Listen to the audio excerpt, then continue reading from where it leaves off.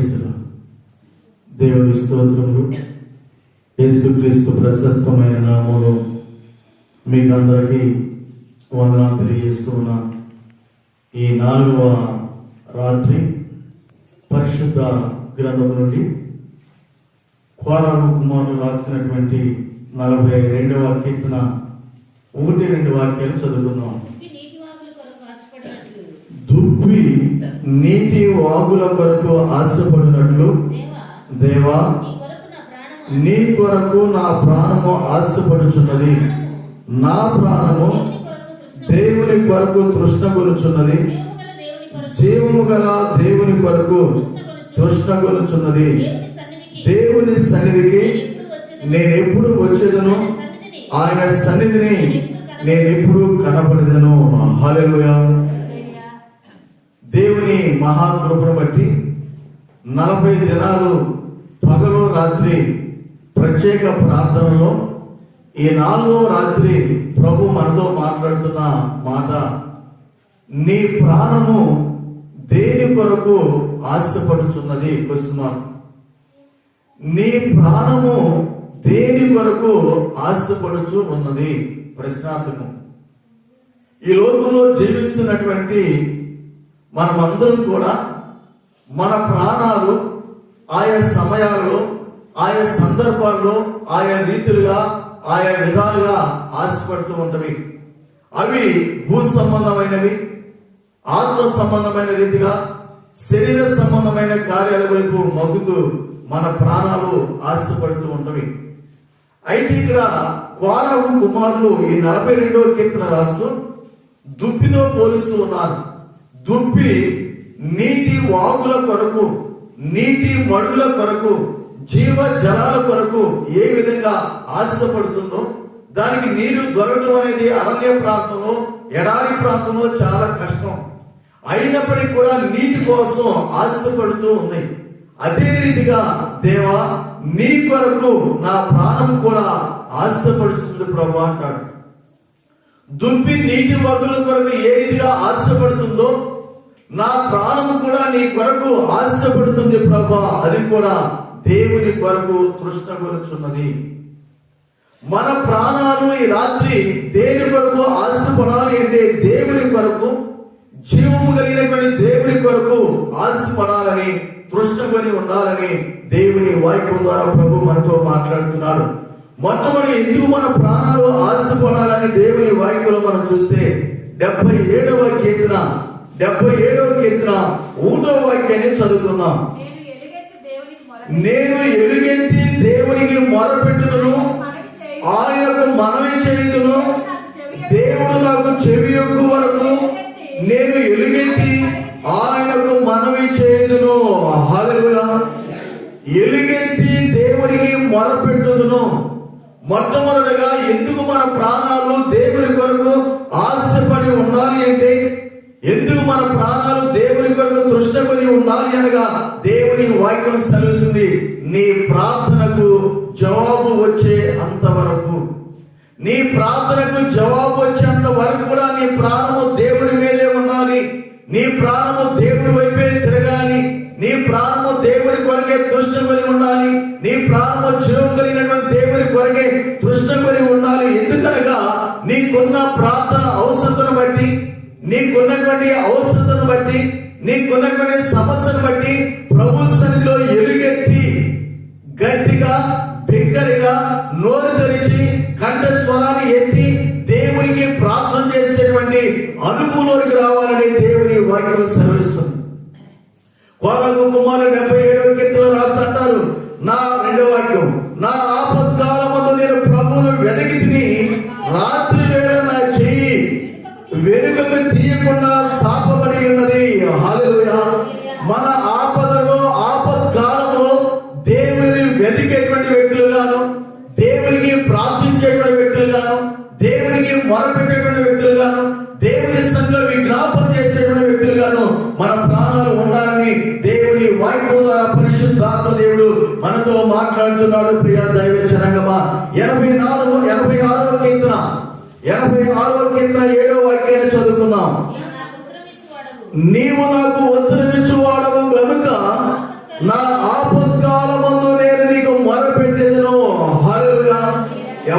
దేవుడు, నీవు నాకు ఉత్తరమిచ్చువాడు గనుక, నీవు నాకు జవాబిచ్చే దేవుడు గనుక, నీవు నాకు ప్రార్థనకు ఫలితమిచ్చే దేవుడు గనుక, నేనున్నటువంటి ఆపత్కాలంలో, నేనున్నటువంటి పరిస్థితుల్లో నీకు మొరపెట్టేదను, ఎలుగెత్తి నీ సన్నిధిలో నేను ప్రార్థిస్తాను ప్రభా అంటున్నాను.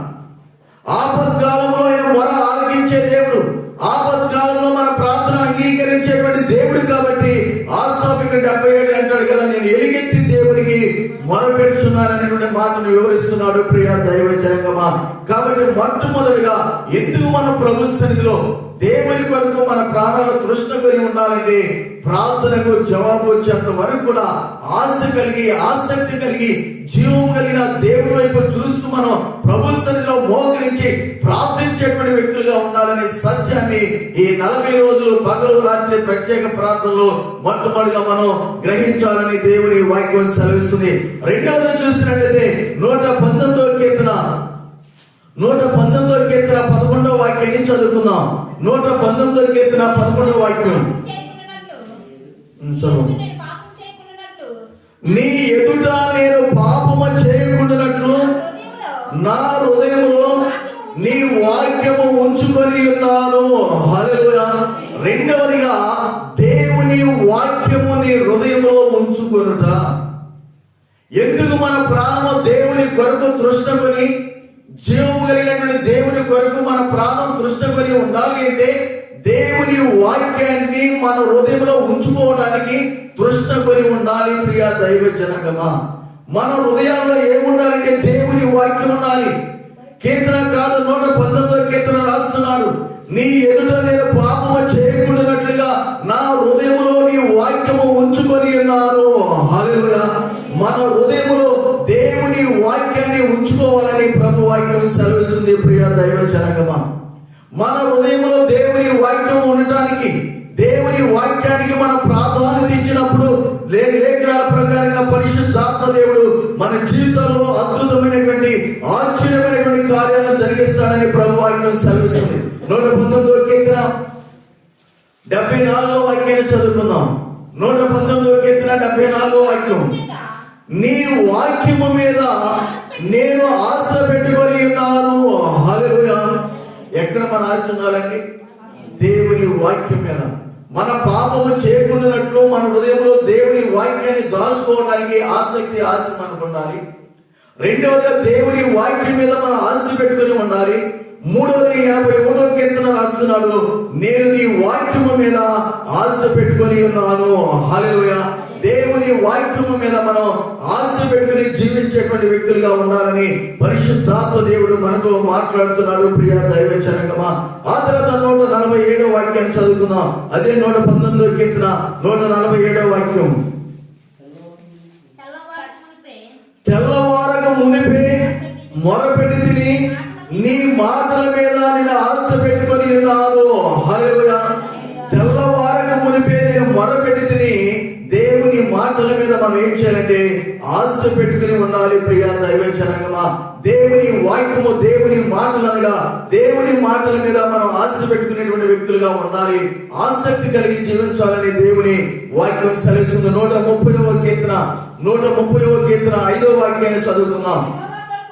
యెహోవా కొరకు నేను కనిపెట్టుకొనుచున్నాను, నా ప్రాణము ఆయన కొరకు కనిపెట్టుకొనుచున్నది, ఆయన మాట మీద నేను ఆశ పెట్టుకొని ఉన్నాను.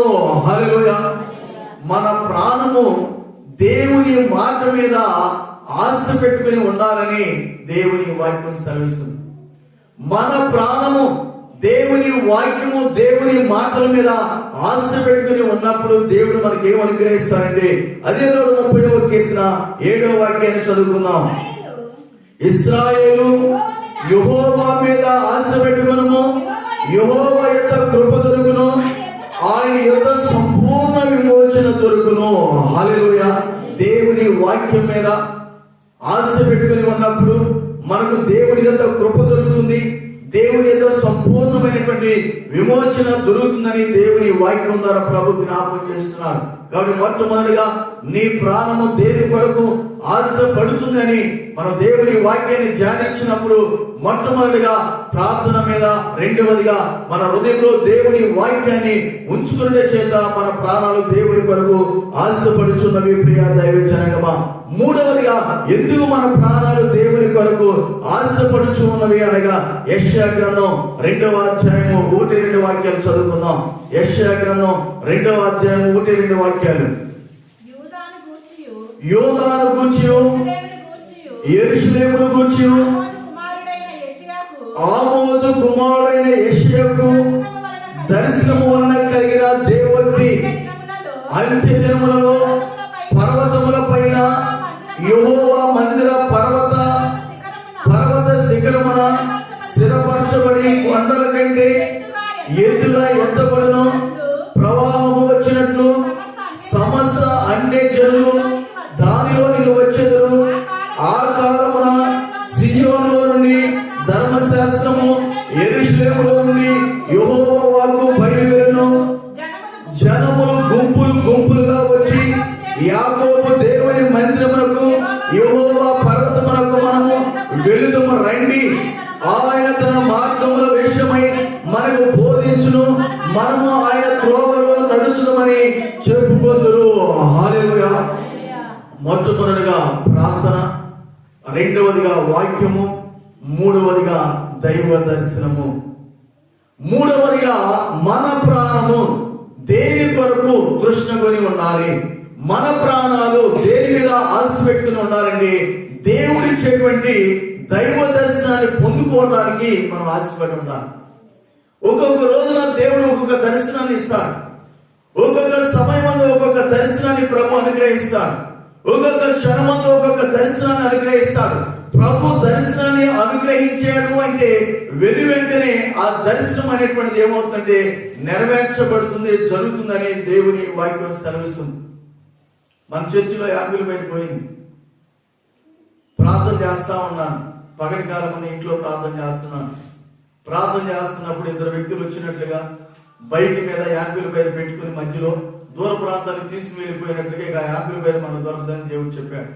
అదే మాట పాస్టర్ గారికి పిలుపు చెప్పాను. ఆ రోజు సాయంకాలానికి ఆ దర్శనం ప్రకారంగానే ఇద్దరు వ్యక్తులు మాచలో తీసుకెళ్లి అమ్ముకొచ్చారని తెలిసింది. కానీ దేవుడు దీన్ని ఏమంటాడంటే దర్శనము అంటాడు. ఒక అంశాన్ని బట్టి, ఒక అక్కర్ని బట్టి ప్రభు సన్నిధిలో మనం ప్రార్థన చేస్తున్నప్పుడు ప్రభు ఒక దర్శనాన్ని ఇస్తాడు. ఇక్కడ యెషయాకి, ఆమోజు కుమారుడైనటువంటి యెషయాకు వచ్చినటువంటి దర్శనం ఏమిటంటే అన్య జనులు సైతము దేవుని మందిరానికి వస్తారు. ప్రవాహము వచ్చినట్టుగా అన్య జనులు, సమస్త అన్య జనులు దేవుని మందిరానికి నడిపించబడతారు. జన సమూహములు గుంపులు గుంపులుగా దేవుని సన్నిధికి వస్తారు అని దేవుడు ఇక దర్శనాన్ని యెషయా ప్రవక్త చూశాడు. ప్రియా దైవ జనగమా, సమస్త అన్ని జనులు కూడా దేవుని మందిరానికి వస్తూ ఉంటారు. జనములు కూడా గుంపులు గుంపులుగా యాకోబు దేవుని మందిరమునకు, యెహోవా పర్వతమునకు మనం వెళుదుము రండి అని ఒకరినొకరు చెప్పుకుంటూ దేవుని మందిరానికి నడిపించబడతారనేటువంటి దర్శనాన్ని చూశాడు. ప్రియా దైవ జనాంగమా, నీవు నేను కూడా ప్రతిరోజు, అనుదినము, అనుక్షణము కూడా దర్శనాన్ని చూసేటువంటి అనుభవంలోనికి రావాలని ప్రభు వాక్యం సెలవిస్తుంది. ఎప్పుడైతే దేవుడు మనకి ఇచ్చేటువంటి ఆ దైవ దర్శనాన్ని మనం పొందుకుంటామో, ఎప్పుడైతే ప్రభు ఇచ్చేటువంటి దర్శనాన్ని మనం చూస్తూ ఉంటామో, ఆ దర్శనం ప్రకారంగానే పరిశుద్ధాత్మ దేవుడు నిన్ను నన్ను కూడా మనం నడిపిస్తూ ఉంటాం. కాబట్టి 77వ కీర్తనలో 42వ కీర్తనలో కోరలకు కుమారులు అంటున్నాను, దుప్పి నీటి వాగుల కొరకు ఆశపడినట్లు దేవా నీ కొరకు నా ప్రాణము ఆశపడుచున్నది. నా ప్రాణము దేవుని కొరకు, జీవము కలిగినటువంటి దేవుని కొరకు తృష్ణపడుచున్నది. హల్లెలూయా.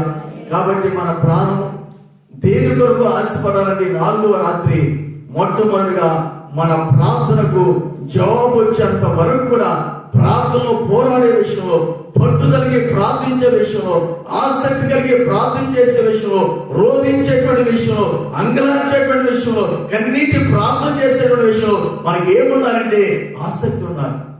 ఒక అంశాన్ని బట్టి 4 రోజులు ప్రార్థన చేసి 4 రోజులు మనం మానేయకూడదు. ఏ అంశాన్ని బట్టి అయితే నువ్వు ప్రార్థన చేస్తున్నావో, ఏ అక్కను బట్టి అయితే ప్రార్థన చేస్తున్నావో, ఏ సమస్యను బట్టి అయితే నువ్వు ప్రార్థన చేస్తున్నావో, దేవుడు నీకు జవాబించేంత వరకు కూడా ఆ ప్రార్థన అంశం మీద, ప్రార్థన అక్కర మీద నీవు ఆసక్తి కలిగి పోరాడితే దేవుడు తక్షణమై వెంటనే నీ ప్రార్థనకు జవాబునిచ్చేటువంటి దేవుడు. ప్రియ దైవ జనాంగమా, రెండవదిగా పాపము చేయకుండానట్లుగా నీ హృదయంలో దేవుని వాక్యాన్ని ఉంచుకునే విషయంలో, నీ హృదయంలో దేవుని వాక్యాన్ని రాసుకునే విషయంలో, నీ హృదయం అనే పలక మీద దేవుని వాక్యాన్ని రాసి పెట్టుకునే విషయంలో ఆసక్తి కలిగి ఉన్నప్పుడు దేవుని యొద్ద నీకు కృప దొరుకుతుంది, దేవుని యొద్ద నీకు సంపూర్ణమైన విమోచన దొరుకుతుంది. రెండవదిగా, మూడవదిగా దైవ దర్శనాన్ని పొందుకోవాలి.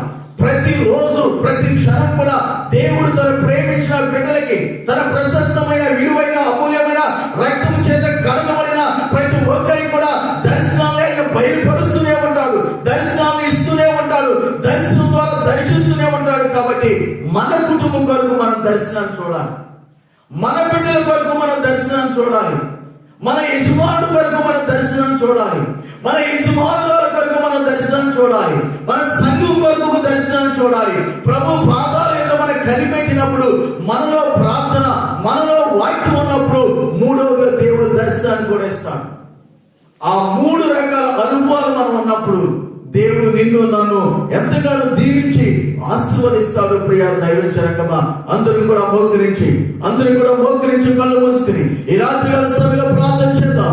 కొద్ది నిమిషాలు ప్రభువుని అడుగుదాం. ఈ ఉదయకాలం 42వ కీర్తనలో నుంచి 1-2 వాక్యాల నుంచి ప్రభు నీతో మాట్లాడుతున్నాడు. ప్రియ సహోదరి సహోదరా, ఏ స్థలంలో ఉన్నప్పటికీ, ఏ స్థితిలో ఉన్నప్పటికీ, ఏ ప్రాంతంలో ఉంటున్నప్పటికీ వాక్యాన్ని వింటున్నా నీతో ప్రభు మాట్లాడుతున్నాడు.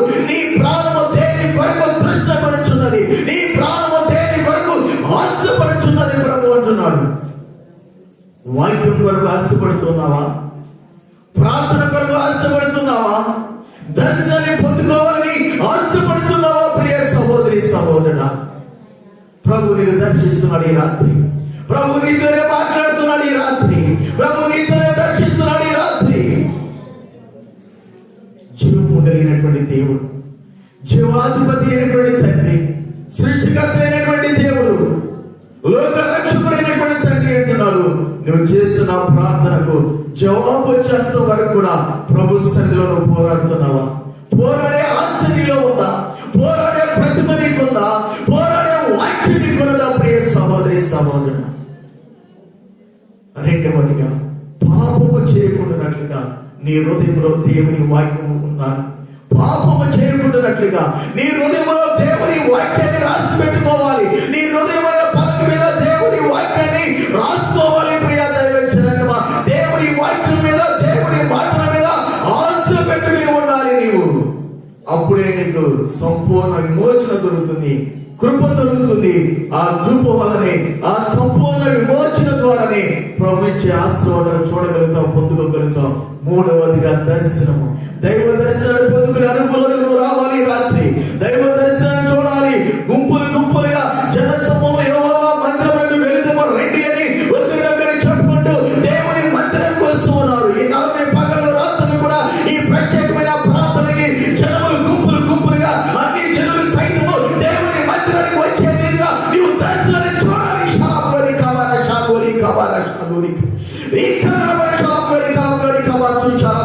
ప్రభుని దర్శిస్తున్నాడు ఈ రాత్రి.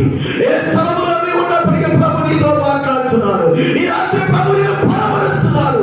ఈ రాత్రి ప్రభు నిన్ను ధైర్యపరుస్తున్నాడు. నీతోనే మాట్లాడుతున్నాడు. సహోదరి సహోదరుడు, నీ జీవితంలో ఒక తీర్మానం చేయి. రాత్రి నీ ఉన్నప్పుడు చిన్న ప్రార్థన చేయి. నీ జీవితంలోనే ప్రభువా, జీవము కలిగినటువంటి దేవుని కొరకైనా ఆయన నా ప్రాణము ఆశపడుతుంది. ప్రభువా, జీవము కలిగిన దేవుని కొరకు నా ప్రాణము తృష్ణపరుచున్నది. ప్రభువా, నాలో ప్రార్థనాత్మను పుట్టించండి, నాలో వాక్యం మీద ఆసక్తిని రేకెత్తించండి. దైవ దర్శనాన్ని చూసేటువంటి వాక్యము కలుగు చేయి ప్రభువా అని చిన్న ప్రార్థన చేసినట్లయితే ప్రభు ఇప్పుడే తక్షణమే నీకు ప్రార్థనాత్మ ఇవ్వబోతున్నాడు. వాక్యం మీద ఆసక్తిని ఇవ్వబోతున్నాడు. దైవ దర్శనాన్ని ప్రభు నీకు దయచేయబోతున్నాడు. ప్రార్థన చేసుకున్నాం. మహోన్నతుడైన దేవా, మీకు వందనాలు, స్తోత్రాలు తండ్రి. మీ అపారమైనటువంటి ప్రేమ చేతను, మీ ఉచితమైనటువంటి కృప చేతను ప్రభా ఈ రాత్రికాల సమయంలో నీ ప్రాణము దేని కొరకు తృష్ణపరుచున్నది, నీ ప్రాణము దేని కొరకు ఆశపడుచున్నదనే సందేశం ద్వారా మాతో క్లుప్తంగా మాట్లాడేందుకు మీకు వందనాలు. చెప్పబడిన వాక్యం నా హృదయం అందరి హృదయాలు ప్రభు తీర్మానం చేసిన నీ ప్రియుల యొక్క జీవితాల్లో నీరు కట్టి మీరు ఫలింపు చేయమని ప్రార్థిస్తూ యేసు అధికారం కలిగిన నామములో అడిగి వేడుకొచ్చున్నాం తండ్రి. ఆమేన్.